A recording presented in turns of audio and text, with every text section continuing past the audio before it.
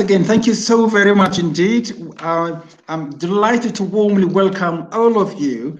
Thank you so much for honoring us by coming. Most of you, I would say 99% of you, appearing on time. And thank you so much again. So all protocols observed, Excellencies as honorables, vice chancellors, deans, directors, thank you again for joining us. Thank you so much indeed. So IPSS, Institute for Peace and Security Studies, is extremely delighted to have these distinguished speakers and of course guests of honors to share their valuable insights on this formally launching event of the Center of Excellence of ARWA, African Research Universities Alliance, which is centered in Addis Ababa, Ethiopia at IPSS. I can't thank you enough for taking your time and of course putting, at this testing time, at this very difficult time that we are not even certain about our own survival thanks to COVID-19. Luckily, you defeated, you're standing over it, so on top of it. Right, so when you come quickly to what's IPSS and why IPSS has been chosen as a center of excellence, particularly for this post-conflict research. Very quickly, IPSS has got 4 pillars, just a background. The first aim of IPSS is peace education, because Africa, irrespective of being the cradle of human beings, is famous not for peace, but rather for violence.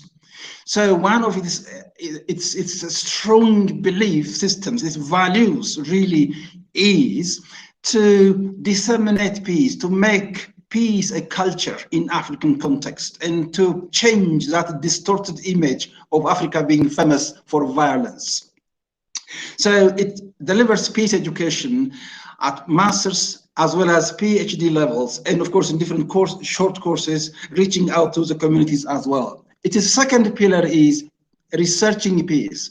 Education must be supported with, of course, research. Research must support, because you can't simply rely on imparting information, but we also not only form and inform, but transform. So try to have transformative peace pedagogy in IPSS so that our education can be informed by research itself.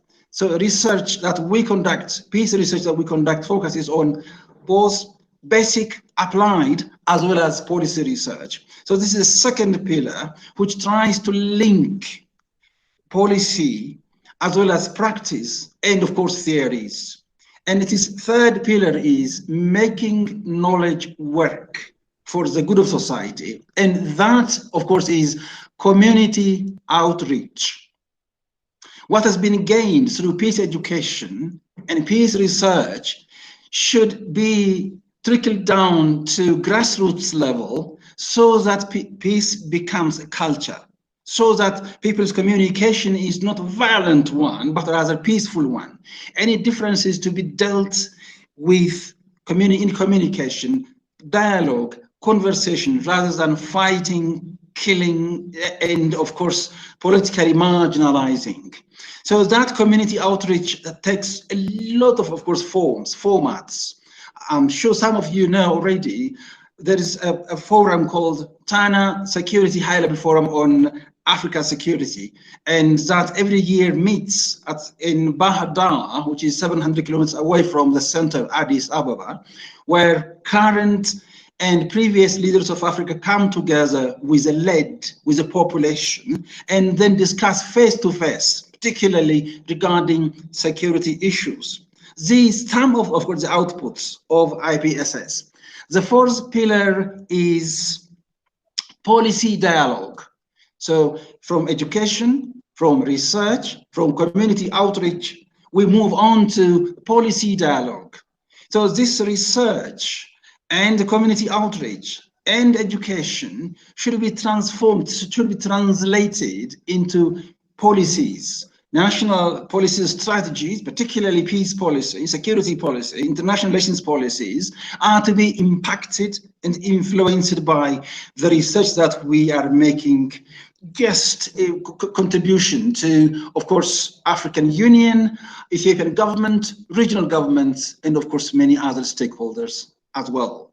So among these, this center of excellence, so we are not really simply satisfied for having this, but rather center of excellence is there so as to inform, so as to check, particularly focusing on post-conflict setting. By the way, I want you to really be to forgive me for my use of the word post-conflict. In a real sense, you can't have any society after conflict. We all are almost in conflict, but it's simply a matter of continuum. It's a matter of tendency rather than completely being free. Therefore, it is post-conflict. No country is post-conflict, if you allow me, professors and distinguished personalities and researchers, to be honest.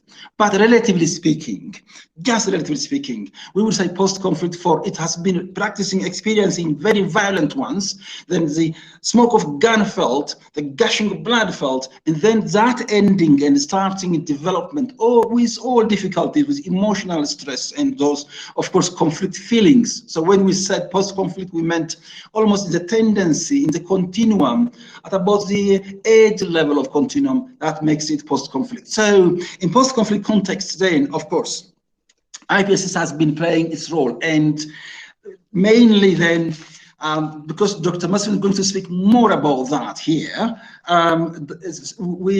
IPS also focuses on this center of excellence, center of excellence on those post-conflict research areas across Africa, together with African universities who have already created alliance for research, for peace, not alliance to fight.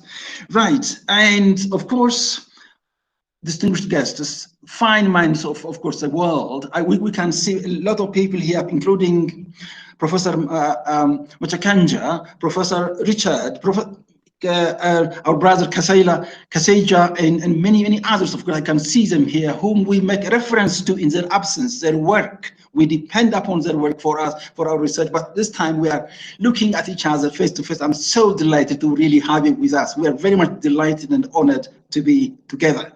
So without taking much of the time, then I must thank you once again profusely, and we are looking forward for formal launching of the event.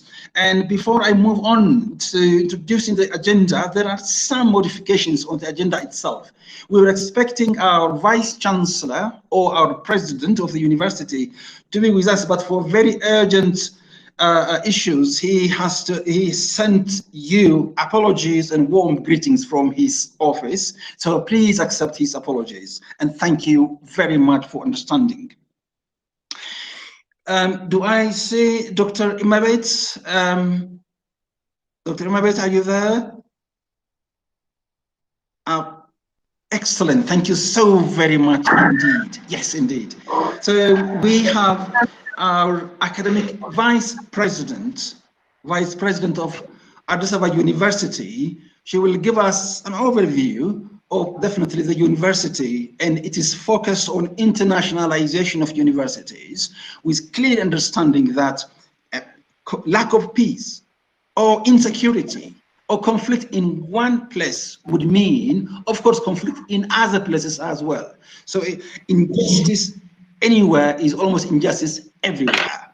So I'm sure those who are living even in the global north really face the problems that we face here through either refugees and so through other means, all means. Then how to internationalize, how to learn from each other so that we can possibly promote excellence and at the same time, of course, make our planet Earth most peaceful place for humanity to live together before it becomes post-human species planet, because of our own or anthropogenic effects that we are inflicting on ourselves and our own environment.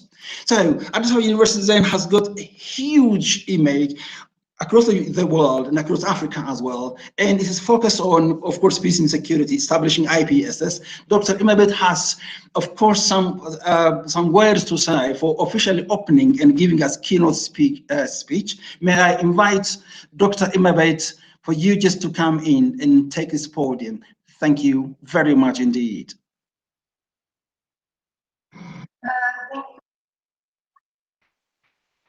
Thank you, Dr. Jonas. I welcome all participants. Welcome to this virtual meeting. The COVID time is mostly virtual. I welcome you all to the meeting and good afternoon. Hopefully you are all in the afternoon time zone. So Dr. Jonas has mentioned a few things, but I'll give you a couple of sentences or ideas about Addis Ababa University, which I believe you are all aware. As you know, Addis Ababa University is a pioneer university in Ethiopia. It's the oldest and the largest. So it was established in 1950. Now it has been like 70 years. So it's also very big and very senior. It has about 47,000 students, over 8,000 staff members, and around 3,000 are academic staff. It has 366 graduate programs, and 96 of these are at PhD level. So currently, definitely, of course, it stands first in Ethiopia, but very recently it has fallen in the best 10 universities in Africa. So we're very much encouraged, and also we're planning to move forward and achieve, like, places between first and third. As Dr. Jonas said, internationalization is one of our principles that we want to expand, work on, because it's very necessary. Like it's globalization. We benefit from others' experience, and others benefit from our experience. So internationalization is one of our agenda in our program. And one of internationalization is implemented in different ways by employing professors from abroad, by enrolling students from abroad, international. We have students from several African countries, from China, and also we do staff and student exchange. That's also one way of internationalization. But we have also a number of centers of excellence. So, for example, we have centers of excellence for water, environment, railway construction, but we don't have center of excellence for social science or humanities, wherever you classify this peace and security issue. So I really believe that it's a great opportunity to have this center of excellence on post-conflict in Addis Ababa University. I really think that it's has not received attention, because mostly we give attention to sciences, technology, ICT. But now we're coming face to face with the problems of conflict and its devastating impacts. And without such intervention, whatever we do wouldn't bring us peace and lasting stability. So I really believe that it's a very great opportunity. It's an opportunity because, unfortunately, Africa is well known for its conflicts and the impacts and the very devastating impacts of conflict, like death, displacement, sickness, lack of or destruction of social services, education, health, all those things. And its impact lasts for several years after the conflict. And the most vulnerable groups are women, children, and the elderly. And most of the time, these groups don't have voices, representation. So unless we conduct studies, give training on such issues, we will not be able to solve the problems of conflict and post-conflict issues. Therefore, I really believe that it's timely that we have this center of excellence at our university, because we have several issues to address that occurred or that are worsened because of conflict. Education, health, development, building of the social fabrics, And Dr. Jonas has also said that its social and psychological impacts, which are intergenerational. Unless we have peaceful, stable society now, we wouldn't have the next generation. We cannot get the next generation to be peaceful, stable. Therefore, it's very important that we address issues that are the bad impacts or outcomes of conflict. That's why I really think that this Center of Excellence is timely. And also, it's very fortunate that we have it in Addis Ababa, because Addis Ababa is the capital of Africa. So we have huge institutions and organizations like AU, the UNECA. Therefore, even collaborating with such huge organizations would be an advantage for the center. So looking at from different perspectives, I really applaud the initiation. And with this brief remark, I want to congratulate Addis Ababa University and all the participants to be able to initiate such an important or establish such an important institution. I wish you luck in all your endeavors, the teachings, the research, and I really believe the outcomes would impact positively all our endeavors to address conflict and post-conflict. And with this remark, I officially launched the workshop, and I wish you a fruitful deliverance. Thank you very much. Thank you very much, Dr. Imebe. Thank you so much indeed for taking your time from such a very busy schedule. And absolutely, this substantial remark also frames and gives sort of direction to our presentation or discussion as well. Thank you very much for that excellent opening remark. I'm very much delighted, to be honest. I'm sure Dr. Mebet would have even said just that, please enjoy Addis, have some of Ethiopian coffees around, as you say, but there will be time for everything. There will be season to say that, God willing, inshallah, we'll be there after coronavirus to say such things and to celebrate that as well, because it's part of peace building beginning from inside. Lovely. Thank you so much, Dr. Mebet, again. Now, I have got some practical questions to ask. What has been this Center of Excellence doing so far? What's been achieved? What's in progress? And do we have some concrete examples that have been done already? We have Dr. Masfen, who is director of the center, and I think I don't have to spend any word speaking here by introducing him. The only thing I would say is that one of our senior academic staff, and who is also chairing and leading the center itself, center that is Arua at the same time. So Dr. Masfen, please, time is yours. Thank you very much, Dr. Jonas. Without taking the time of the audience much, let me jump straight forward to the activities that have been done by the center until now.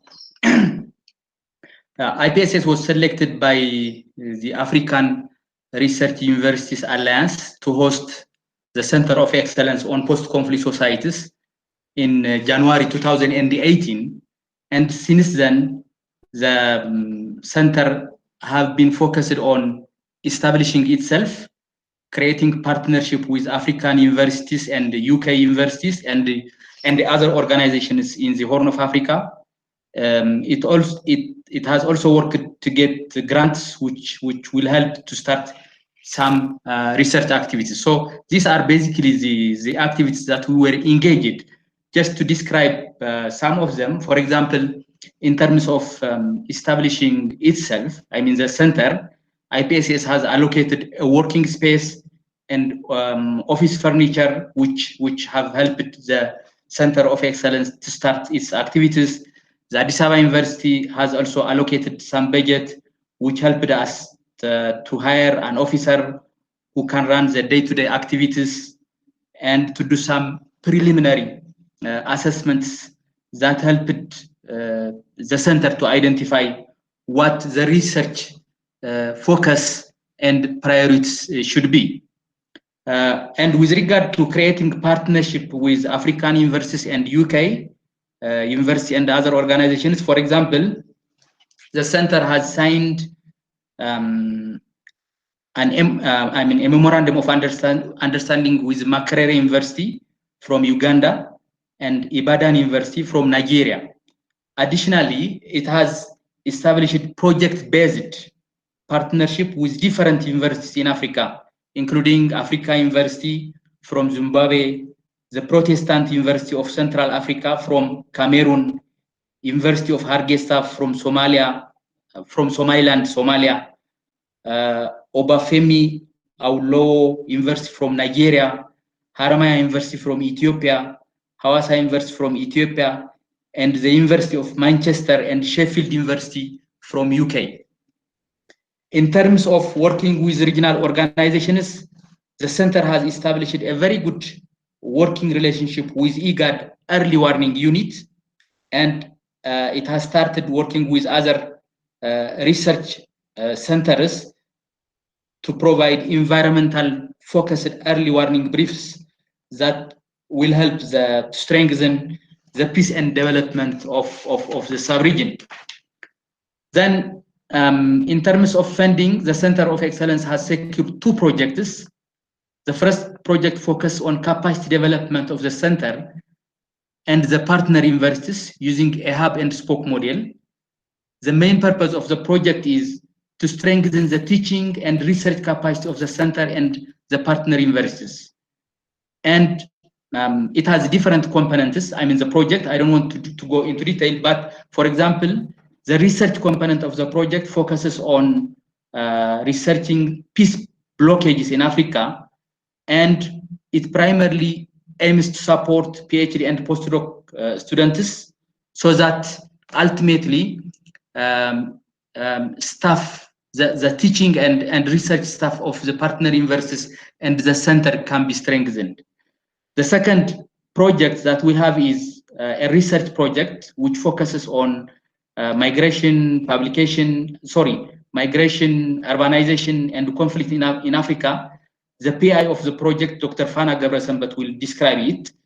Both projects will start in January 2021.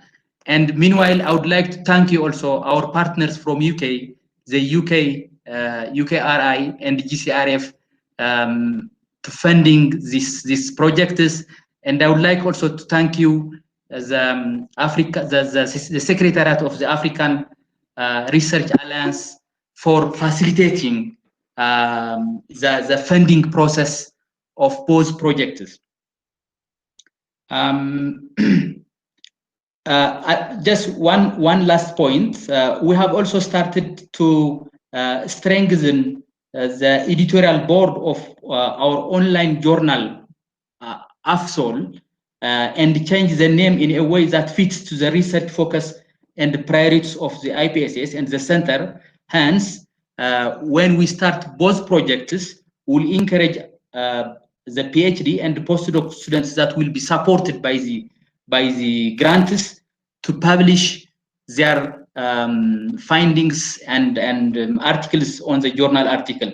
So overall, these are the activities that have been done by the center. And next, our main priorities will be like to start the implementation of both projects, as I have mentioned earlier, in January, and to start the journal with a strong editorial board. Thank you very much. Thank you, Dr. Masfin. Thank you very much indeed. It definitely contributes a lot. And at the same time, I think what's meant by a center of excellence and how that excellence is expressed, I think you have given us an excellent background for that. Do you have any case study that's being conducted through joint research? What is its focus? How are we progressing? Who should be answering this question other than Dr. Fana himself, who has been a principal investigator? Dr. Fana, the time is yours now. Thank you, Dr. Anas. I'll be briefly introducing the project I will be leading. That's the Migration, Urbanization, and Conflict in Africa, abbreviated as MUCA. And this project is a grantee of the UKRI, the United Kingdom's Research and Innovation Program, through the partnership between GCRF, the Global Challenge Research Fund, and ARWA. And IPSS, or the Post-Conflict Societies Center of Excellence has been the lead applicant, but we partnered with two African universities. That's the University of Lagos from Nigeria and the University of Makerere from Uganda. And we also partnered with the University of Sheffield in the UK. And this project will be done in 3 countries. That's Ethiopia, Nigeria, and Uganda. And three cities were selected for fieldwork in each of the countries. So that will be a total of 9 cities, 3 countries over 3 years. And the total research grant we have for this 3-year research period, meaning as of January 2021, will be almost 2 million pounds. That's some 9,000 pounds less than 2 million, but roughly 2 million pounds. The thematic focus of this research grant or collaborative research is contextualized within the broader dynamics of migration and migration plus urbanization. And as we all know, Africa is the least urbanized continent, but at the same time, it's also it's the rapidly urbanizing continent in the world. And that urbanization comes partly as part of natural population growth plus reclassification of peri-urban rural areas into an urban zone, but also significantly from migration, rural-urban migration. And this migration is expected to contribute significantly to economic growth and dynamism, but at the same time, it's recognized that conflict will be one of the outcomes of this rural-urban migration, especially if it's not managed properly. And there are different pathways that this rural-urban migration and urbanization could lead to conflict, and I'll not be going into that, but I want to simply highlight or assert here that although a lot of focus, especially in recent years, has been paid to conflicts in African cities, not that much has been paid to when it comes to the nexus between these 3 concepts: migration, mainly rural-urban migration, and urbanization and conflict. So that's what we intend to do. When it comes to the objectives, we have 5 key objectives that we set for the collaborative research. Let me read these one by one. So the first will be to investigate the main drivers of urban conflict within African cities of differing sizes, demographic and socioeconomic profiles, and experience of migration. The second key objective is to explore how conflicts over control of key sectors of the informal economy manifest, and how these conflicts are affected by rural-urban migration.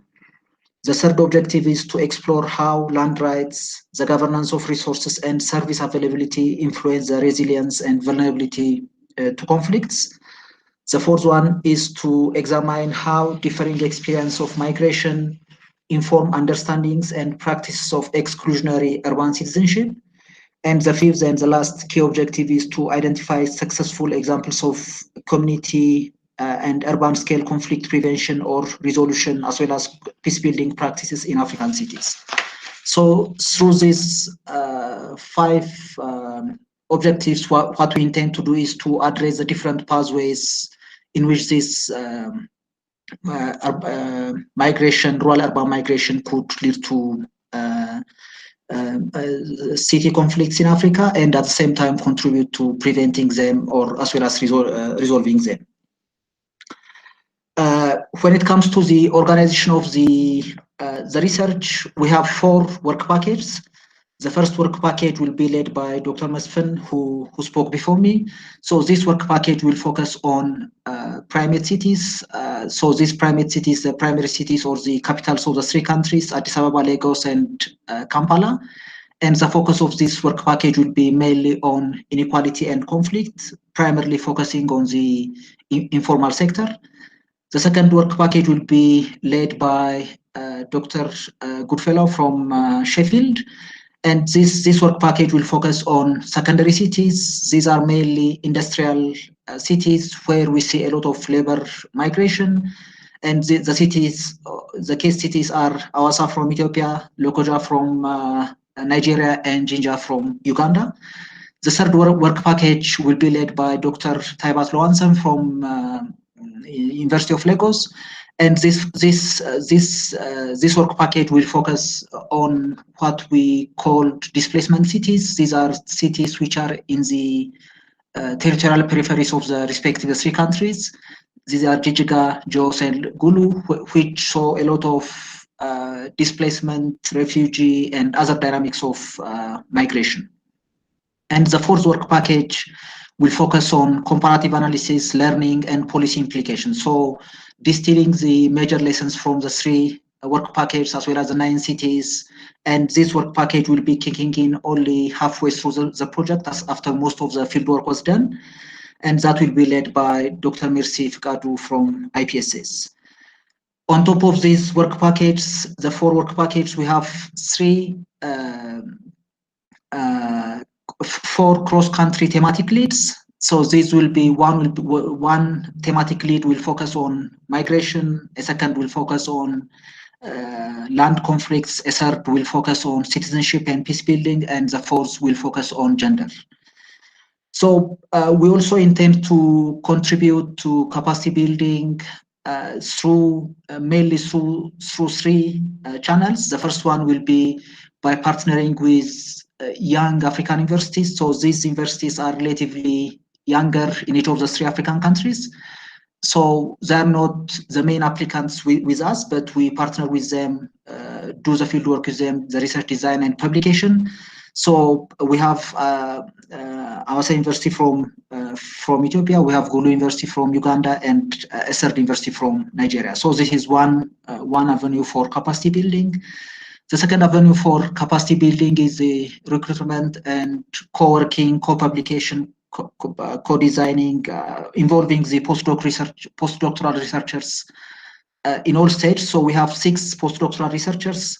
2 will be based at Addis Ababa University with IPSS. 1 will be based at Makerere. 1 will be based at the University of Lagos, and 2 more will be based at the University of Sheffield, with one of these 2 Sheffield-based postdoctoral researchers exclusively focusing and working from Nigeria. And on top of this, we also intend to co-work starting from the design stage and throughout the analysis with the responsible city government, civil societies at local level. So we also take that as part of the capacity building. And briefly talking about the methods, we'll be mainly focusing on using qualitative methods, and we intend to do a total of 635 in-depth semi-structured interviews across 3 years across the 9 cities. And from these 635 informants, 90 will be selected, meaning 10 from each city will be selected for life history interviews to look into how their lives and their life histories have been changing as part of due to migration as well as conflict. And we also intend to do 2 focus group discussions per city. So the methods will mainly focus on these methodological approaches. As academic outputs, these will be coming in the 3rd year. So we intend to have journal articles published then, at least 10. And we intend to balance the journals we target both in terms of the leading international journals in the areas we research as well as African journals. And we also intend to produce an edited volume in the 3rd year. So our plan is to target the Oxford University Press. Could you briefly just summarize in 2 minutes, Dr. Fano? Thank you. Yeah, 1 minute. So I'm only left with the policy impact. So we intend to also contribute, as I've mentioned, to prevention as well as resolution of conflicts, city conflicts in Africa. So we intend to do that by one, publishing policy briefs and closely working with the 9 city administrations we chose, closely working with local CSOs, closely working with the national ministries as well as international NGOs, and also by establishing a network of scholars who focus on who research these 3 interrelated concepts. So thank you. Thank you very much indeed. Thank you. I strongly believe that time management could be one of excellent techniques of conflict prevention, be it interpersonally or interpersonally as well. So for the next speakers, 5 to 7 minutes is a range. So please be cognizant of that. Then we may have time for interaction and conversation. For us, conversation is one of the constituent element of course, knowledge creation. Thank you so very much again. So now, as Center of Excellence for Post-Conflict Studies in Africa, research focus and priorities, background presentations are there. We have internally, of course, Dr. Daniel and Jonas, who is going to be quickly doctor immediately. So can I call upon first Dr. Daniel to use his 5 to 7 minutes time, and with Dr. Jonas together. Right, good luck. Time is yours. Start. Yes, Dr. Daniel? Hello? We can see your presentation coming up. We can't hear you. Please unmute yourselves. Jonas and Daniel? Danny. Yes. Good afternoon. Jonas will start first, then I will continue after him. Thank you very much. Jonas. Okay, thank you, Dr. Jonas. I'll make my presentation very brief. So Dr. Daniel and I have divided our presentation into 2. He will present on the post-conflict peace building part of the background paper. So I'll focus on the post-conflict societies. As has been discussed in the background paper, probably many of you have got it.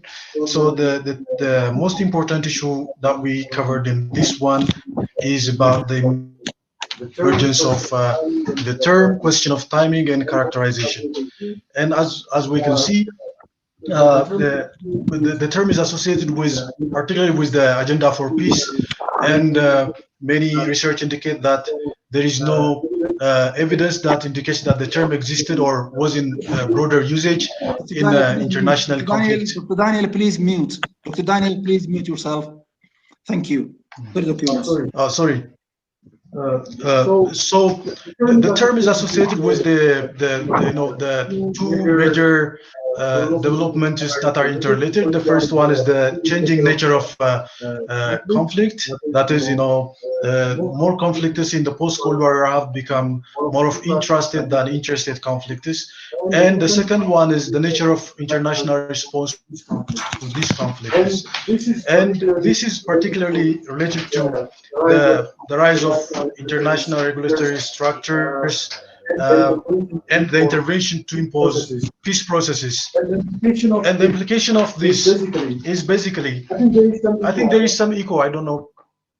Yes, please, Daniel, please mute. Daniel. Can you hear me? Dr. Daniel, please mute. Yes. Sorry. Please. So okay. So the implication of these 2 international developments is that first, attention has been given by major global powers and international organizations to societies emerging out of conflict, particularly violent conflict. And also, there has been 2 major objectives in regards to this one. The first one is facilitating transition from violence to peace, and the second is related to creating socioeconomic and political conditions at preventing the relapse to violence. Therefore, when we talk about this, the term of this term post-conflict, then the debate actually revolves around 2 major issues. The first one is how do we define, who defines it, and then also related to the boundary between the conflict and the post-conflict. Therefore, the major debates that we tried to address was one, the definitional issues or the conceptualization of the term post-conflict, and the second one relates to the debate over the timing or periodization. Therefore, our finding or our background paper, as it is indicated, tries to somehow explicate the issue that the issue of timing or periodization and the focus thereof has been unproductive in terms of understanding post-conflict societies. Therefore, the most important probably contribution can be focus on the process or process-oriented approach of post-conflict study. In this regard, then we have to look at, as you can see from this Simon Fisher's well-known diagram of the post-conflict, the conflict stages, and the timing of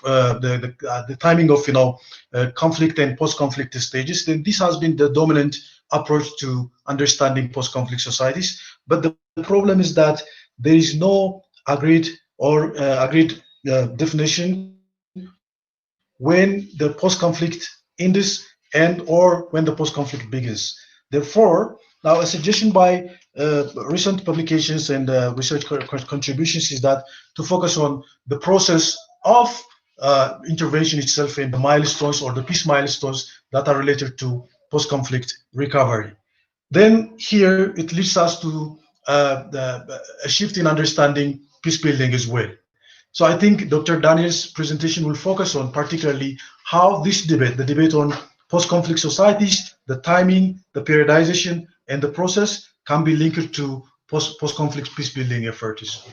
So over to you, Dr. Daniel. Thank you very much. Thank you so much. Thank you so much indeed. Dr. Daniel, please.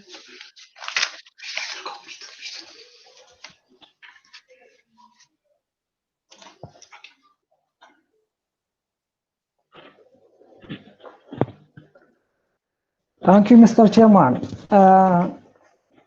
As my colleague indicated, the debate with the post-conflict peace building is a continuation of the debate on post-conflict society, which is emanated from the timing of intervention or ideologies they brought. It could be a liberal ideology they try to impose, or other issues. The actors involved, international organizations or regional organizations or member states involved or engaged on building the peace in particular area, and the context differences as well. Because the context, when we look at the context in West Africa may not be similar with the context in Africa, East Africa. Therefore, even the debate emanates from the context. The southern sphere context may be different from the northern sphere context as well. Therefore, the debate on peace building also associated with the context regarding the ideology and other issues because of the recent introduced peace building initiatives are more or less, follow the universalistic approach, where international norms and values, particularly the liberal values, are considered as a benchmark for evaluating the peace-building initiatives. And at the same time, there is a counterpart where researchers promote localization, particular local initiatives and community engagement considered as a pillar for building peace in particular area. Therefore, one of the debates emanates from the universalization and localization of the initiatives. The second one is due to the contextual differences as well as power relation between the superpowers in international community, particularly the superpower countries, and the organization with the local elites and systems as well. And as my friend says, there is also a timing of intervention and how the peace building process should be carried out is not as such similar with different contexts. Therefore, there should be a milestone that defines whether the activity is achieved or not. And at the same time, because of the epistemological differences, the problem-solving approach, the critical approach, the liberal, the post-liberal, and the local issues are considered as an epistemological difference that led to the debates as well. And therefore, without having an agri-conceptualization and operationalization of the post-conflict society, since peace building is an intervention, an international response or a local response to the existing conflict, it will be difficult to build peace and to have a universally acceptable and agreed peace building initiatives as well. Meaning it remains controversial. We, based on the ongoing debate, we identified those 5 priorities, which are considered as a thematic area in post-conflict society and peace building. The first one we consider security in post-conflict society. Security institutions are very weak, and sometimes they may be collapsed. And in particular, in the peripheral area, the situation may be worse, and people may look for alternative means as well. And local militias may take part in providing security, and other non-state actors also. But without having security, it is so difficult to bring sustainable development as well. Therefore, security could be considered as, or should be considered as, a prerequisite or a precondition for democratization and development as well. Therefore, we consider when we look at or when we study post-conflict society, we have to consider the security dimension as well. The other one is the political governance and democratic transitions. This should be considered as one thematic area, because there should be some democratization, particularly in post-conflict society and societies emerging from authoritarian, for example. There might be a need for transition and strengthening political institutions. Democratic institutions may be vital. Therefore, the electoral system may need some adjustments. Therefore, this should be taken into account, particularly in African context. The other one is the economic recovery and development. And in post-conflict society, the society or the economy is dominated by a work economy. Dr. Daniel, can you summarize in 1 minute, please? In 1 minute. We need more time for discussions later. Thank you. Okay. Just one. Okay. Therefore, we have identified those 5 thematic areas to be focused or to be given a priority in our research. The other one is the strategic approach, since the objective of the project is to produce knowledge and to disseminate knowledge. Therefore, we identified 3 pillars which are similar with the pillars we have in our university, that is education, research, and community service. And these are interconnected and should be multidisciplinary and integrated. And we identified 3 focuses. The first one is in training and education, research and publication, and capacity building of African university, and how to implement the strategic option. And just we devised virtual learning strategy could be one of the approach in order to reach out those who are in need. And the other thing is joint publication with different with the southern, northern, and different parts of the continent. And the other one is hosting postdocs and providing advanced skill training. And those strategy options will focus on multiplayer activities that bring a significant impact on building peace. And of course, the director of the center and the PI has indicated those strategic activities. Therefore, I will not consume time in elaborating those issues. Thank you.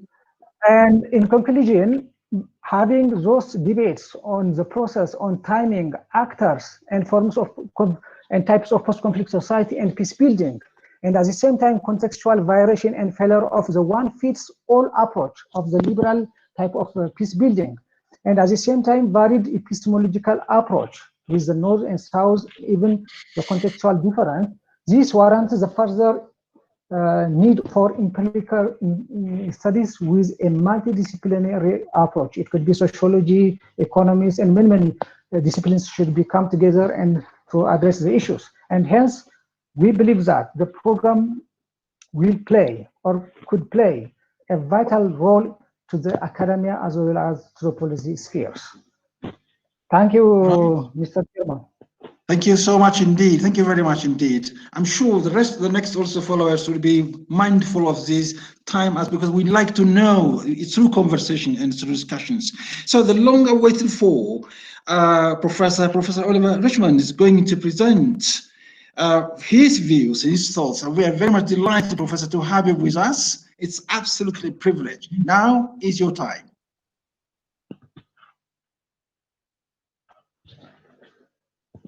Can you hear me? Can you hear me? Yes, yes, Professor. I don't know whether my signal's very good. Hi, thank you so much for all of the comments and presentations we've heard so far. I don't want to take up too much of your time here, but just to say that I had some hand in discussing and helping the discussion along of the theoretical and conceptual elements of the project as they would be taken up at the pedagogic level by our various university partners. And my interest here was to see how, in particular, this local discourse about peace processes, local debates about peace processes, could be taken up to further our understanding of peace agreements, peace building, development, peacekeeping, and so on. I've noticed that particularly in the West and in the global North, the way in which some of my work on everyday peace building and the local and hybridity has been used has been to ask PhD students here to amass a lot of localized data about how different groups, social movements, NGOs, peace actors interact with peacekeepers and peace builders and donors, interact at the state level and also at the international level. But what that work in the global North often tends to lack, I think, is an understanding of the acute politics involved at the local level in these interactions. So what we've ended up with many of our PhD students here in the North, and with many of the academics, I think, as well, who are working on these sorts of issues, is a very descriptive understanding of peace building and peace processes in parts of Southeast Asia, for example, in sub-Saharan Africa and in parts of Latin America. I don't see that as being particularly useful. And part of so a lot of descriptive data is useful for the project of global governance, if you like, from the global North to the South. It helps people in the UN system and in foreign policy institutions, in donor agencies who have the resources and the leverage to work out how to use a peace process or peace building to set up a more effective form of governance according to their own preferences and their own understandings of legitimate authority.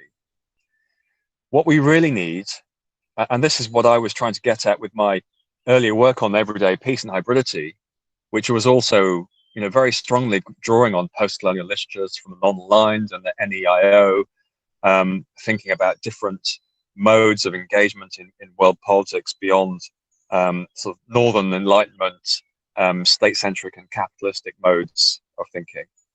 What we really need is an understanding of the local politics and how these local politics play into state reform, power sharing, regional organization and association, and how they stand in relation to global institutions.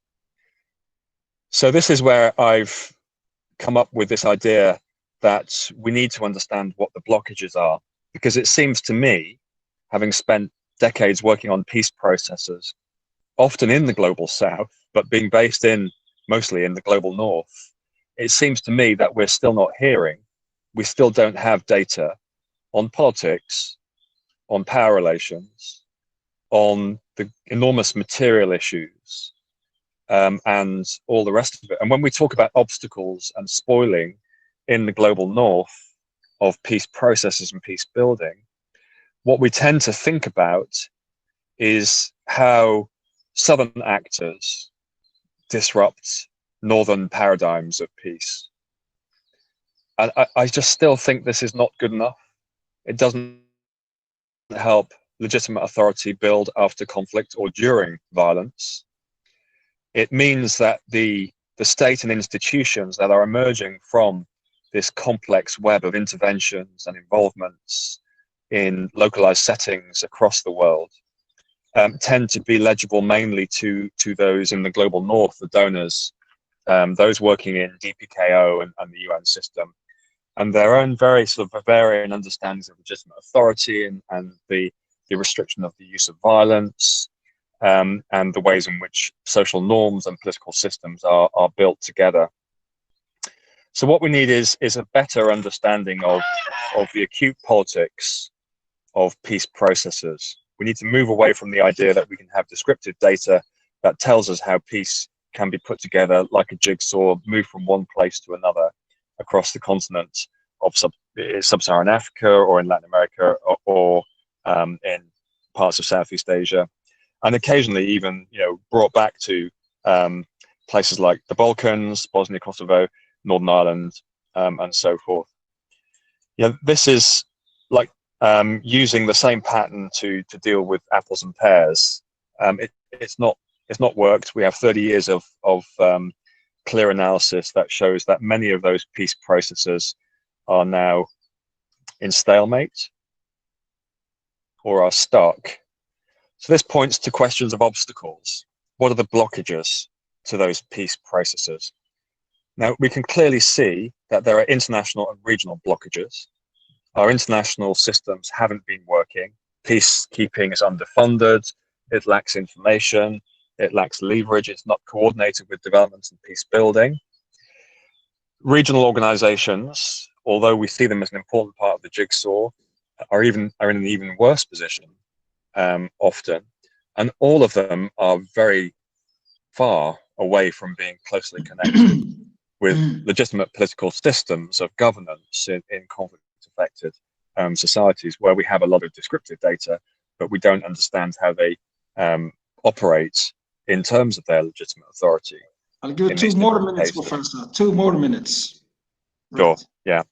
So what I was hoping was that because you're going to be having a lot of interesting students, PhD students, and MA students, as well as academics engaging in peace processes in the region and around your universities and so on, people who really understand the politics, as well as being able to see that in the context of the policy instruments that are coming from outside, coming from the global north, funded by donors, being adopted by NGOs and social movements.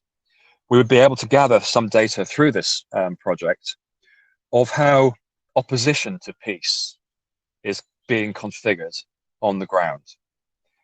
It's my feeling that what the everyday and the local, as well as hybridity, brings to the study of peace is an understanding of power relations, an understanding of different types of data, and most importantly, and the biggest gap, an understanding of how they interact and how these big political questions are blocked. So here's some basic questions. How is a peacekeeping operation blocked? How is a peace process at the diplomatic level hindered or retarded? More broadly, how is state reform? How is regional association? What are the tools and techniques that have been used? Can we dig around, starting from the local and seeing how these blockages are formed or perceived from local situations? And I think this is important because I'm starting to see data and patterns which show that we now have, where peace processes and peace building have been taking place, counter peace processes and counter peace building, organized structures of resistance designed to prevent the advances that we're looking for. Thank you so much, Professor. Indeed, that's excellent contribution, and I'm sure I'll come back Regional with model some apologies. and so on. Yes. Thank you so much. And there I'll leave it. Sure, these are guiding questions, so thought-provoking. Sure. Thank you. I'll rush to Ms. Michelle Njaye. Michelle, are you there? Hello. Hello, Dr. Jonas. Sorry. She's not there. Apologize. Yeah, she has apologized. Right. Okay. Thank you so much indeed. That would save some of 5 minutes here. We are badly in need of. I'll move on to Professor Charles Ukeja, a Professor International Relations in Obafemi Awolowo University. And Prof, that's now your time. Charles, are you there? Hello, Charles. Apparently confirmed yesterday, and we had a testing time together. Hello? Until maybe he comes in, logs in, I'll go straight to Professor Heidi Hudson, Dean of College of Humanities at University of the Freetown, South Africa. Yes. Good afternoon. Can you see me and hear me? Absolutely, clear and loud. Okay, wonderful. Thank you very much, Chair, and then also to Dr. Musfin. Thank you very much for inviting me. I'm really pleased to be part of this fantastic event. And I also want to congratulate you on a very comprehensive and interesting background paper and strategic plan. Without wasting any more time, let me make two observations. Two rather obvious, but I think important observations, and it's coming from a macro perspective, and in a sense it relates to the issues of the local and the everyday. But let me start from the top. First of all, I would like to say that the issue of what post-conflict means is an interesting area to be explored, and I think it can be used with much productivity within this broader project. The notion of the post-conflict reminds me very much about the old debate that we've had about post-conflict. Do you post-colonialism? Do you write it with a hyphen or without a hyphen? And I think that you are quite right in your conceptualization. Perhaps it is time that we stop thinking in terms of periodization altogether and consider the past, the present, and the future as all interlinked. And I think this is where your idea of the process comes in. So pre-conflict, conflict, and post-conflict are all entangled, and it is a waste of energy to try and disentangle them. In the same way that the post-colonial, and here I'm talking about without the hyphen, is more of a mindset or a condition than a time period or an event, so is the post-conflict society one that will display a complex mix of violence or conflict and peacefulness. So in a way, I would say that we should make peace with the fact that the post-conflict is not going to be peaceful, that it will have violence, that it is a given. So I would say that in this project, the way that it is conceptualized, if this is the definition, I think this makes it extremely innovative and everything will flow from there. It also tells us how we speak about time. On the one hand, we have this Western concept of time, talking about segmentation, scheduling, synchronization, progress, movement, and a relentless orientation towards the future. But we have alternative, possibly African conceptualizations of much multiple interconnected temporality or temporalities. So because this post-conflict then is constructed and conceptualized as a fluid term, a possible interesting research focus would be to study how various state and non-state actors may shift their roles. I'm particularly interested in the notion of the shapeshifters. So you would have conflict actors and warlords who then become political representatives and decision makers. Or you have perpetrators of violence who are also victims. When soldiers return from the war and the war is over, they suddenly discover that they are no longer the breadwinners and they are no longer the protectors. And you have talked about the local and the engagement between the locals and the internationals and how they shape this post-conflict situation. So I think this is a fascinating angle that should be given more prominence. My second point then, Chair, deals with the issue of integration across the 5 pillars. In one of the previous presentations, we saw the diagram of the five dimensions or processes of post-conflict reconstruction. We all know that liberal peace building, the thinking as well as the practices of liberal peace building and post-conflict reconstruction as it plays out on our own continent, all these issues are plagued with binaries of the us versus them and how to navigate between those two poles. So finding ways to bridge the gap between the informal and the formal, or between the private and the public activities related to these pillars can be promoted not only through interdisciplinary work, which you are going to do, but also by introducing cross-cutting issues. And I've heard about the reference to gender in the project on migration and urbanization. And this is exactly what I would like to encourage. Another issue of climate change, resource conflict and environment as a cross-cutting issue that could tie things together. But allow me, from my background on gender studies, to just make the point further with regard to gender. Gender often serves as a glue to keep all the political, economic, security and societal processes together when you look at post-conflict reconstruction. For instance, by introducing and paying attention to women-focused activities, at the same time introducing gender mainstreaming, and at the same time transforming gender roles to heal trauma and build social capital, can have positive spin-offs for the overall reconstruction research project. If you work with a gender perspective in the political sphere, you see representation and participation, and you see who is not participating, who is being left behind. If you work with gender in the economic sphere of post-conflict reconstruction, you'll see where the money goes. You'll see that in DDR, sometimes there's a male bias. You'll see that with liberalization and privatization, there's often a very differential impact of resource allocations on men and women. And then also with a gender focus, it can help to transform other relations. It works towards changing societal values so that the negative social capital of the conflict period can make room for trust and healing. So, Chair, in conclusion then, instead of seeing those milestones that have been listed in the document as separate and sequential, a cross-cutting issue such as gender, not exclusively gender, can help to integrate all the milestones into a more coherent, albeit still very complex process.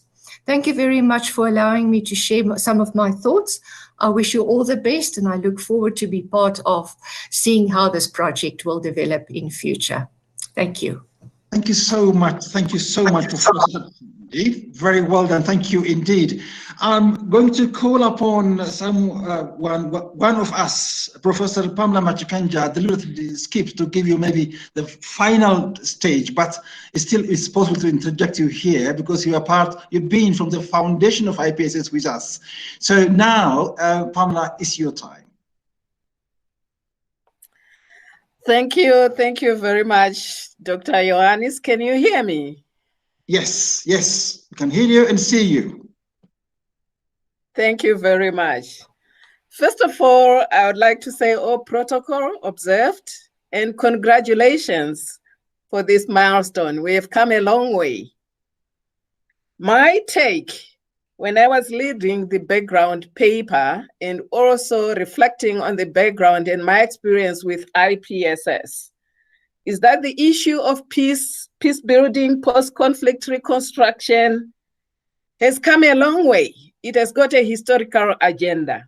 But I'm happy today that in the 21st century, it is now on the agenda of many platforms, including our African Union, who is the architecture of the Pan-Africanism and driving our renaissance into the new Africa or united Africa that we want. So when looking at this particular Center of Excellence, I said we may need to think about different models. There are so many of them, but I just picked two. And my predecessors have already alluded to external model, where you look at the external actors who are there to support post-conflict peace building, reconstruction by supporting these initiatives in order to build stability, legitimacy, and normalcy. But at the same time, to also check on power politics. The second model we need to think about is the internal, which also has a dynamic of micro-macro, looking at the domestic actors and how they establish positive peace. This word, we need to anchor it in our Center of Excellence that produces the kind of change, the kind of peace that help us to build the society that we want, which is based on consensus, respect, inclusivity, fulfillment of human rights, and developing in our mindsets what I call a systems design thinking mindset.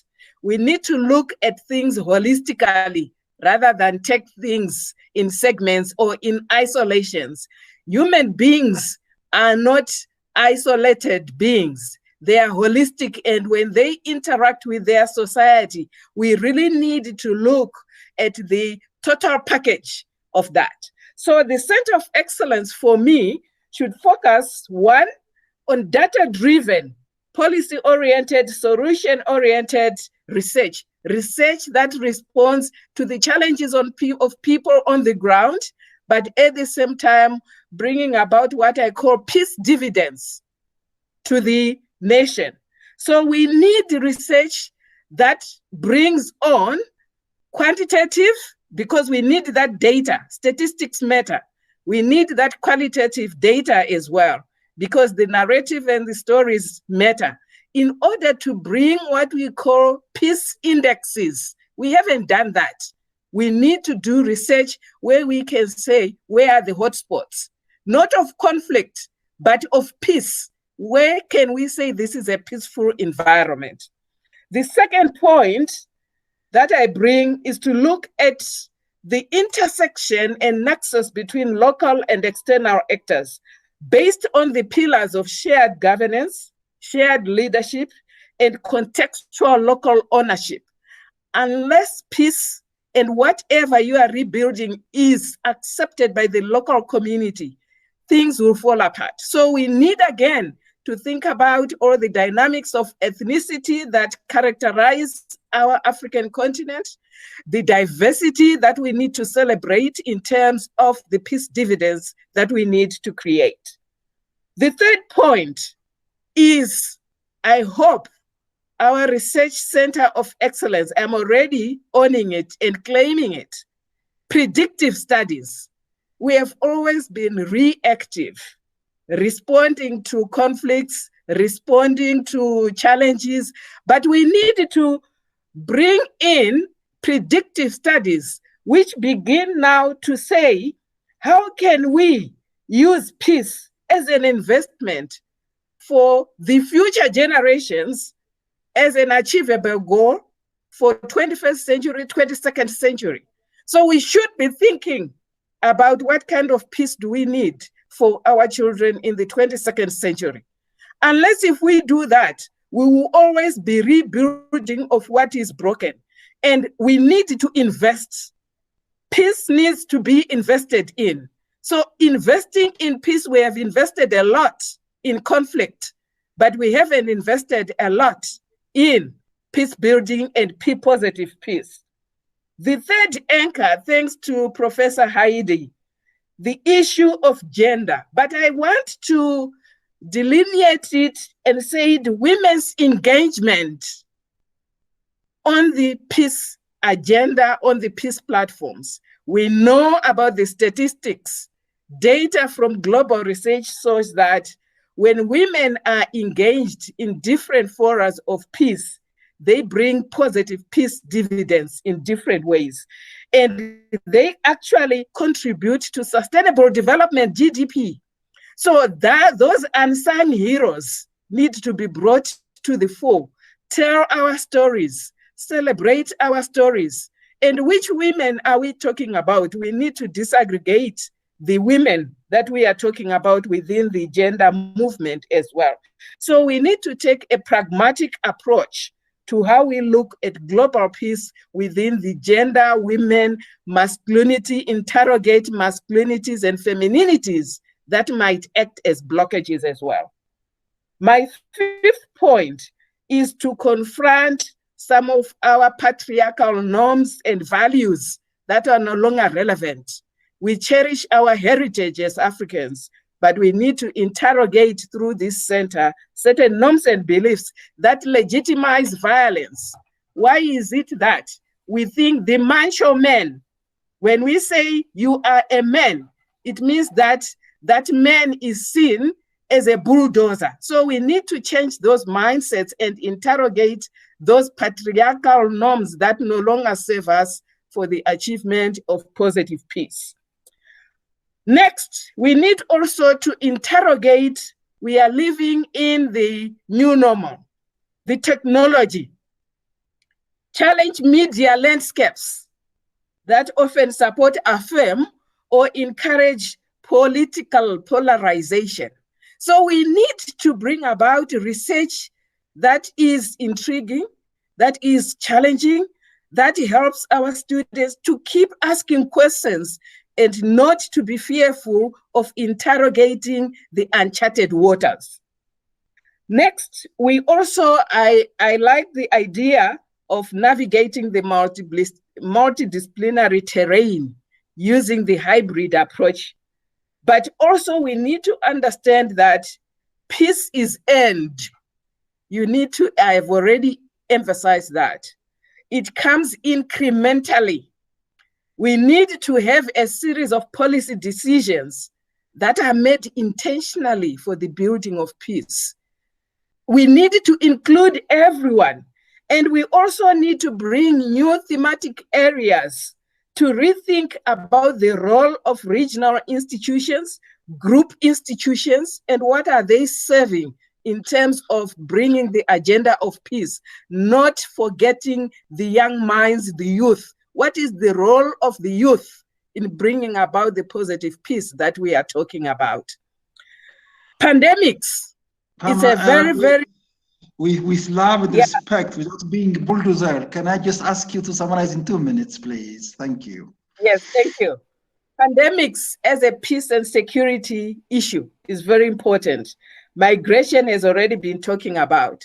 Global extremism, terrorism and counterterrorism, cybersecurity, aviation security on the backdrop of 9/11, proliferation of small arms, climate change, and also the psychosocial and peace building, the traumatic elements. How do we deal with the trauma? People say Africans are resilient. To what extent can we challenge that? And say, to what extent are we resilient for building the peace that we want? And we need to bring in the Pan-Africanist perspective to the research that we are dealing with. Thank you very much. Thank you very much indeed. Thank you. Thank you so much indeed. Last but not least, I'm going straight to my brother, Dr.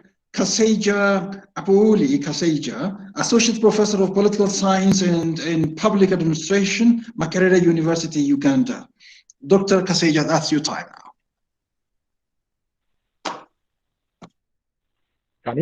Can you hear me? Yes, we can hear you. Very clear. Can you hear me? Yes? Okay. Yes. Yes. Let me also join all of you. Good. Let me join the people who have spoken before me to congratulate IPSS for this wonderful initiative. I bring greetings from my Vice Chancellor, Professor Barnabas Nawangwe, who signed the MOU on behalf of Makerere University, and is very delighted to be part of this initiative, because Makerere University is already implementing an Arua in the College of Agriculture and Environmental Sciences. So this is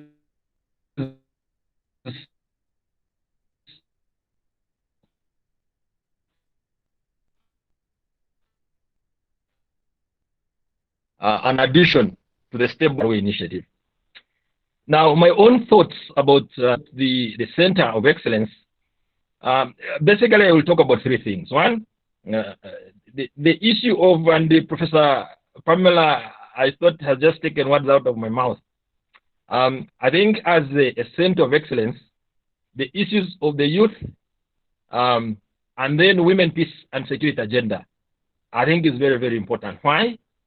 And this center is being launched at a time when we are about to celebrate 20 years of 1325. Those of you who remember or who know about 1325, it's really the basis of the Women and Security, Peace and Security Agenda. And on the 31st of next month, we'll be celebrating 20 years. So this is something that we need to pick up, the role of the women in peace building. I think it cannot be overemphasized. Secondly, the thing that I would also want to highlight is many of our countries in Africa, and specifically in the Great Lakes region, East African region, and the Horn of Africa, are in the processes of transition. Now, this transition, of course, we are talking about transitions. Some of our countries are coming out of conflict. For example, South Sudan, Somalia, and others. So I think it is very, very crucial that we include this on the agenda of the center.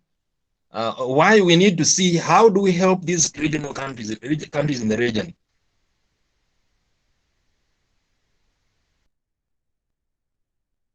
to transition from situations of war to situations of peace. Thirdly, is the aspect of how do we link the center to the African Union Center on Post-Conflict Reconstruction and Development that is being established in Egypt.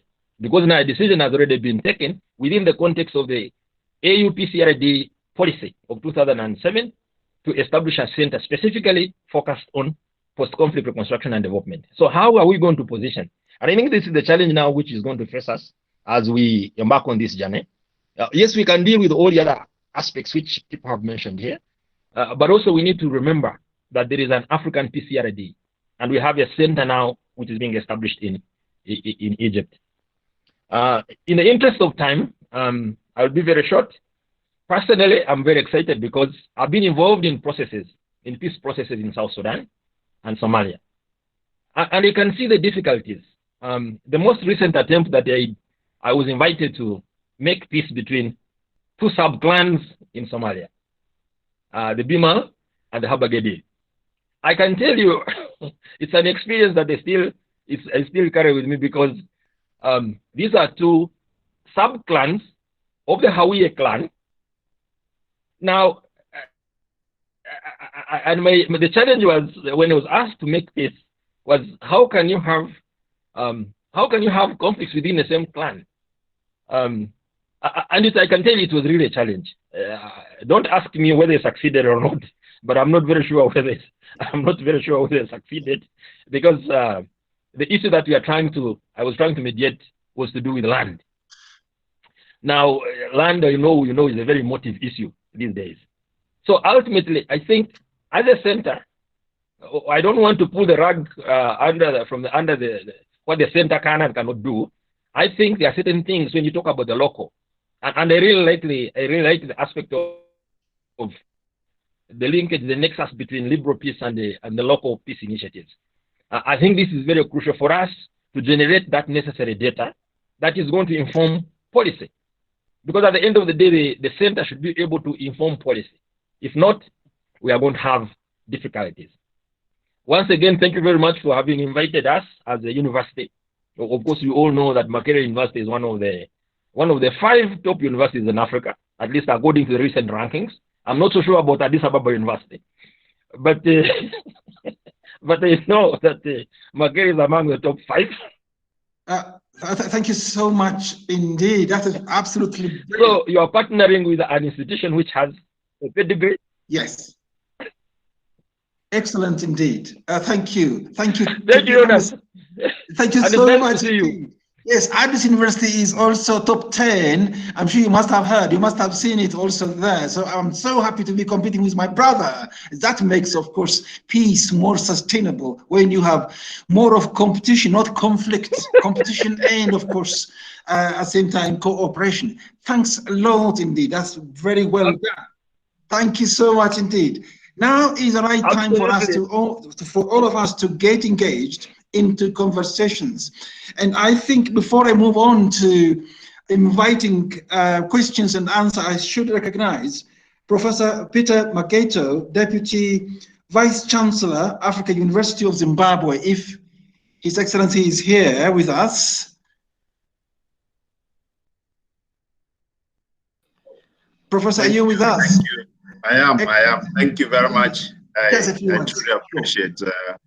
Good afternoon, colleagues. It has been a wonderful session. I first want to do what everyone has done, just to congratulate you all for the successful story of the Center of Excellence. And we are also glad on behalf of our Vice Chancellor, Professor Munas Frusa, who signed this partnership on behalf of the university, and also my dean. I listened to our presentation, Professor Macha Kanja. We just want to wish you well. Just know that we are part of this, and we look forward to engaging more and more. It is exciting to see the sense in which peace is drawing us closer. I hope that we will indeed become a center that many others will come to make reference. One thing I will call all of you to consider is to make this Center of Excellence be a place where it serves as a repository for peace. A repository for peace, whether it is the documents, whether it is the minds, whether it is the practical angles of whatever that repository will look like. I ask that you consider that. Thank you very much. Congratulations again. Thank you very much, Vice Chancellor. Thank you so very much indeed for the congratulatory message and those compliments. Thank you indeed. And we, of course, are part of each other. So sure, united we stand and we can win together. Thank you. Now, as I said, I should apologize. You know, a lot of you have done a lot of work in peace and security areas, in gender areas, but we, as you can see, because of shortage of time, I didn't do justice in introducing these all things. I'm sure you would understand that. So now it's time for us to have conversation, questions and comments, but I'll give you only 1 minute to do that. Maximum 1.5 minutes altogether. And if there are questions, please end them with question marks so that others can respond to you. If it's comment, please make it short, precise, and to the point, which helps us again to build peace, keep peace, or make peace. Thank you so much. Now the forum is open for discussion. Right, who wants to go first?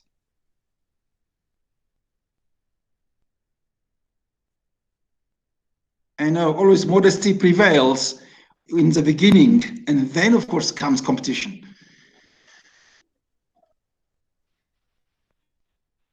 Why don't you ask the first question? Excellent indeed. That's what I was also thinking of. I've been, you know, time and again pondering the time I saw Professor Oliver Richmond, who wrote far and wide on liberal peace. Again, his Bible, I would say, that is contemporary conflict resolution, which serves as a real foundation for peace, conflict and security research. So I was just thinking of course, he tried to mention how he is more interested in bringing together global South and global North so that we can have this, what we call cosmopolitan approach to building peace, bringing the local and the global, and so that we can create more peaceful world.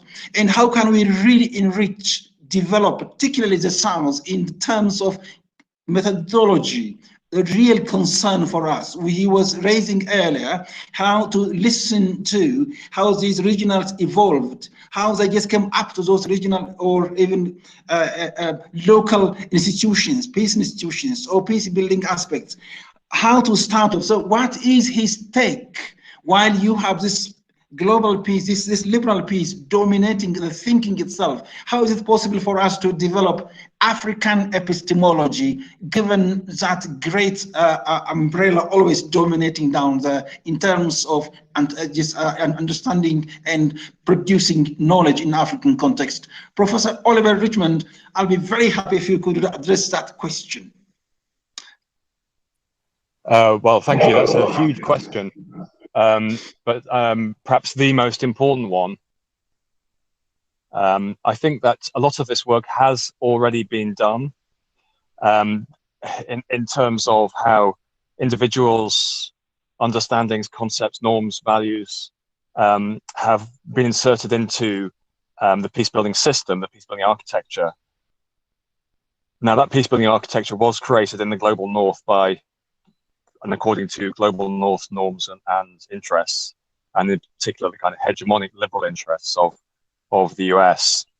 The challenge now, I think, is in particular, that the peace process framework, concepts in conflict resolution, transformation, mediation, peacekeeping, peace building, development, and so on, have sort of outgrown themselves.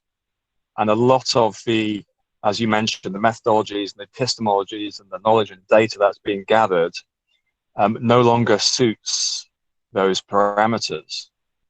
So I think the question really is, how do we build a new layer of architecture using more political understandings from the South on top of the existing architecture? So how do we avoid destabilizing the systems that we already have, while navigating around their limitations and opening up new layers? I've just done some work on this. I've called it the International Peace Architecture. I think there are about 6 layers of this architecture, which have culminated recently in liberal peace building and state building models. They have already outgrown their usefulness. They've fallen out of legitimacy. We have now amassed a lot of descriptive data from the South. That's not good enough. It has to be political data. And I think this project is a start in doing so. That data has to help us create new systems, new forms of peace process, new types of peacekeeping, new types of peace building, which can be used both to stabilize those very flawed previous systems, which I'm sure you're all well aware of, because so many of them have been practiced in your context. But they also need to author new systems, which are owned by the context that you find yourselves in, those conflict contexts around you, run and governed and dealing with those issues. There is a kind of huge issue, an elephant in the room, which is that the global north, which has controlled most of the technology, most of the resources, much of the power, has been hegemonic, is very unwilling to go beyond what it set up in 1945, and that period from 1980 through the end of the Cold War into the 1990s and so on and so forth was really about the limits of liberal peace. So now we need to find a way of dealing with that problem, how to create a more balanced global system and how to build systems for peace which are authored in the context where they are practiced. I would leave it there. Don't want to be too long-winded about this. No, thank you so much. As kind, generous, and precise as, of course, you have been in your books as well. Thank you ever so much. Of course, I can't thank you enough. Thank you. My pleasure. Thank you indeed. Is that Simon or Kasija who's just raising up his hand to speak? No, it's not me. I'm listening. Right. Excellent. Okay, any more comments then? Any more questions? The time is yours.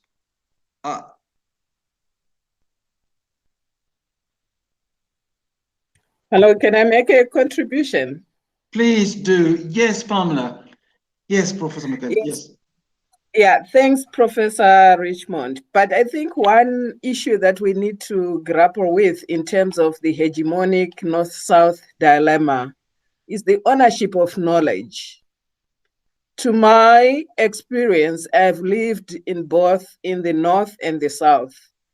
And the Southern researchers, with all the knowledge, they are left to being data gatherers for the Northern researchers, and the knowledge is owned by the Northerners. So we need to balance those scales in terms of our IP, in terms of knowledge and ownership of knowledge. We need to strengthen our IP rights in terms of research and knowledge rights.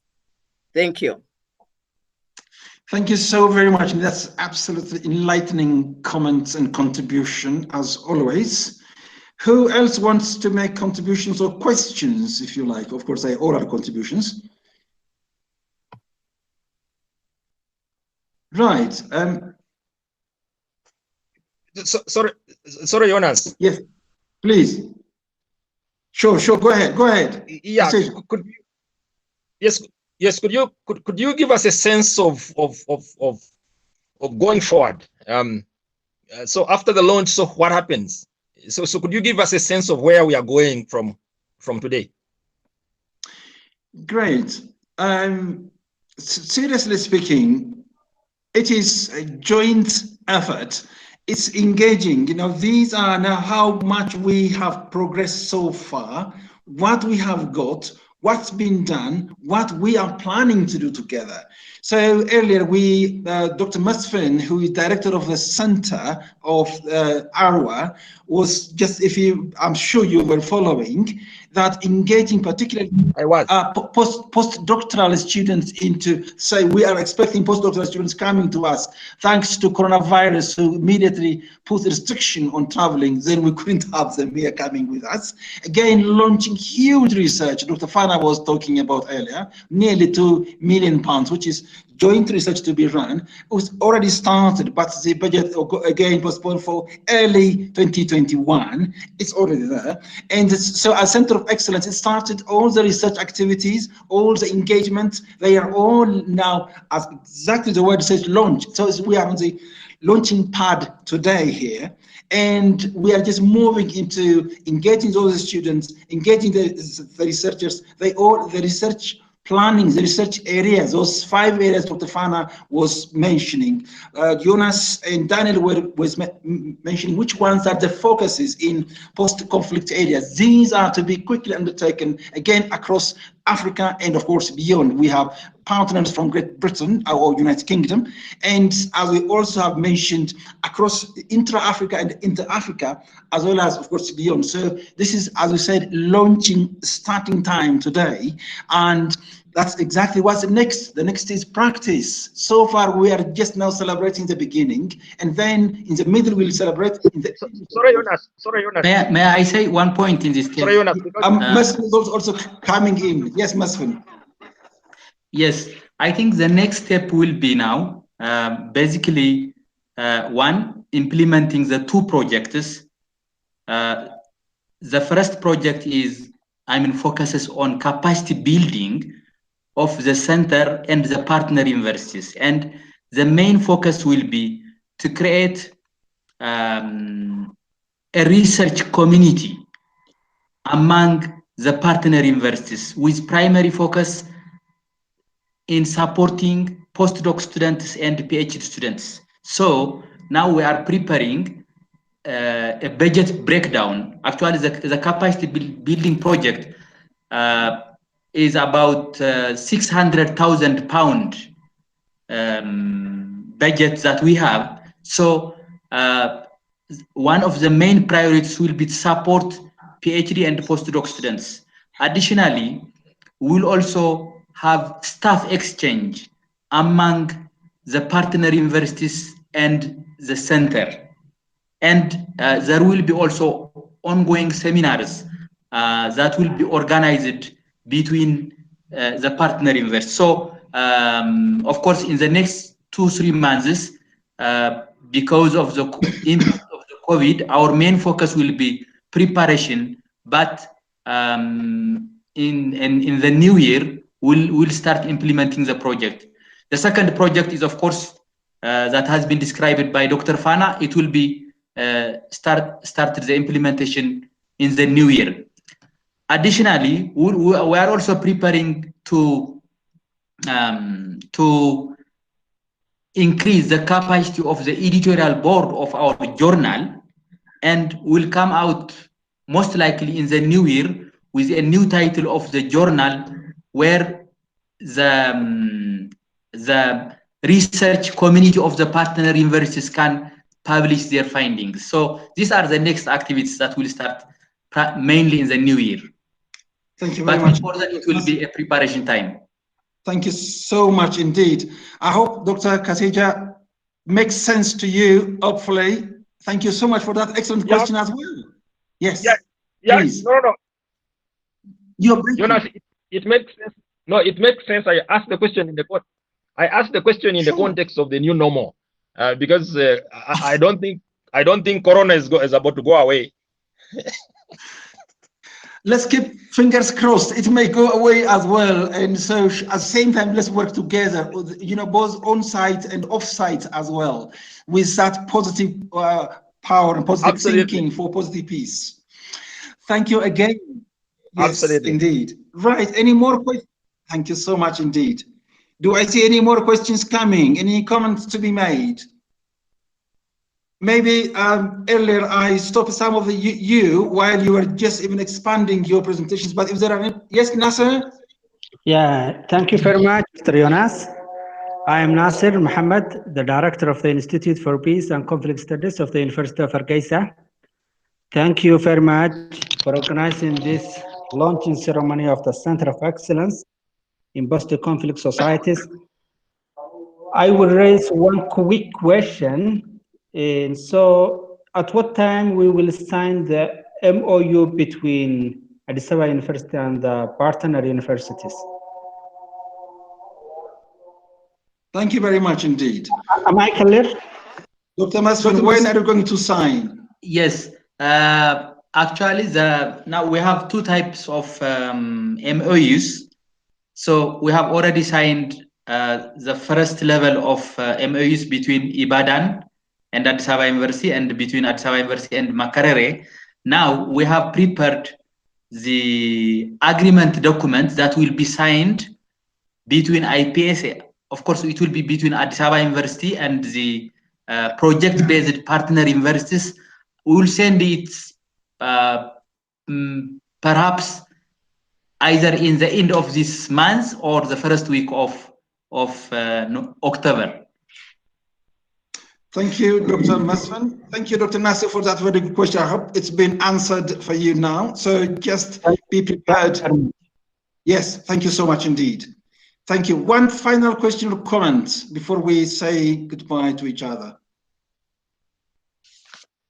Dr. Masfin, is there any housekeeping issue? Is there any information you'd like to put forward to the audience before we depart? If not, I'm going to say. I think almost we have said everything. I would like to thank to all the participants. I have seen also some participants from the Arwa. So I would like to thank to all of them for participating in this process. So thanks a lot. Great. So distinguished speakers, participants, and most important, of course, all of you who've been, of course, engaged with us. This is just the beginning. As they say, coming together is a beginning. And of course, keeping in touch is progress. And of course, working together is success. So we really have to aim at that. At the same time, don't forget also that unseen aspect of our mind, and that is beyond our mind. We are more than just flesh. We are also spiritual as well, because this is part or part of peace building. Peace building goes well beyond, it transcends the here and the now, the physical. It also goes to the spiritual aspect as well. So let's really hope for positive future, that this coronavirus also goes away, as my brother Kasija earlier making reference to. So I absolutely will, God willing, inshallah, meet post-corona, and then we might be talking about, you know, in BCs and ACs, but before corona and after corona, what life looked like, what research looked like, and what meetings would look like as well. So before I just say goodbye to you, there is a message I was sent. Therefore, as already Dr. Imabet of the Academic Vice President of the University already declared, so let me re-declare that our Center of Excellence on Post-Conflict Society Research is officially opened, and so we get engaged. And may I also wish you the Ethiopian Happy New Year 2013, which makes you younger by 7 years. And may also you be keep safe and well. Oh, indeed, of course it is. Come to Ethiopia, then you'll see yourself being really younger. So come and test. Yes, indeed. You think you are young? So thank you so very much for being 7 years younger. Come and test you think me, you are 7 years younger? We'll see. Yes. Come here and see for yourself. Visit us. So thank you so very much indeed. Let's keep in touch. Again, God willing, inshallah, we'll meet in the future and then report progress and achievements. Today we reported, of course, beginnings. Thank you, everyone. I can't, of course, name one by one, except that those who organized, Rubiat, Leti, and Meherat, and of course, most important, the University Administration, the ARWA across Africa, as well as with us here. Thank you so very much indeed. Keep well, keep safe. God bless you and you and your loved ones. Thank you so very much. Thank you very much. Thank you very much. Thank you very much. Thank you. Thank you, Ted. Thank you. Thank you very much indeed. Bye-bye. Bye-bye. Thanks very much. Bye-bye. Bye, everyone. Thank you very much, Oliver. Thank you. Thank you so much indeed. Thank you very much. Thanks a lot indeed. Thank you. Cheers. Thank you very much. Thank you very much. Thank you. Bye-bye.